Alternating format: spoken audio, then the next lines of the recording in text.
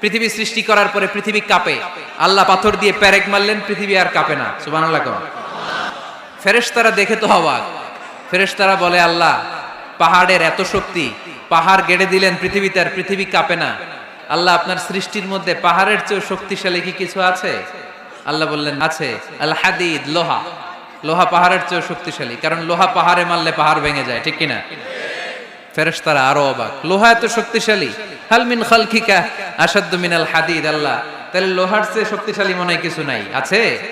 আল্লাহ বললেন, নাআম, আছে। আন্নার, আগুন, কারণ আগুনের মধ্যে লোহা ফেলে দিলে লোহা গলে যায়, ঠিক কিনা? ফেরেশতারা তো আরো অবাক। ফেরেশতারা বলে, তাই নাকি?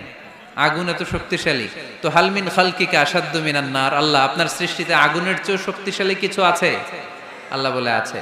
আলমা, পানি, কারণ আগুনের মধ্যে পানি ঢাললে আগুন পাওয়া যায়।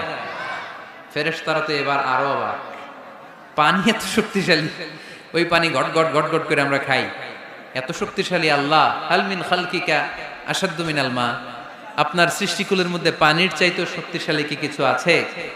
আল্লাহ বলে, আছে। সেটা আবার কি? আল্লাহ বলে, আর রিহ, বাতাস। বাতাস যখন সাগরের পানির মধ্যে উচ্ছ্বাস মারে, তখন এটা জলোচ্ছ্বাস হয়ে যায়, ঠিক কিনা? বাতাসের ধাক্কায় পানি জলোচ্ছ্বাস হয়ে এক জায়গা থেকে আরেক জায়গায় যায়। আল্লাহ বললেন, পানির চাইতেও শক্তিশালী সৃষ্টি আমার আছে, ওইটার নাম বাতাস। ফেরেশতারা অবাক হয়ে আবার জিজ্ঞেস করে, আল্লাহ আপনার সৃষ্টিকুলের মধ্যে বাতাসের চাইতেও শক্তিশালী কিছু আছে কিনা বলেন। আল্লাহ বললেন, আছে। বাতাসের চাইতেও শক্তিশালী হলো আমার আশরাফুল মাখলুকাত মানুষ। মানুষ শক্তিশালী, ওই মানুষ যে মানুষ গোপনে দান করে।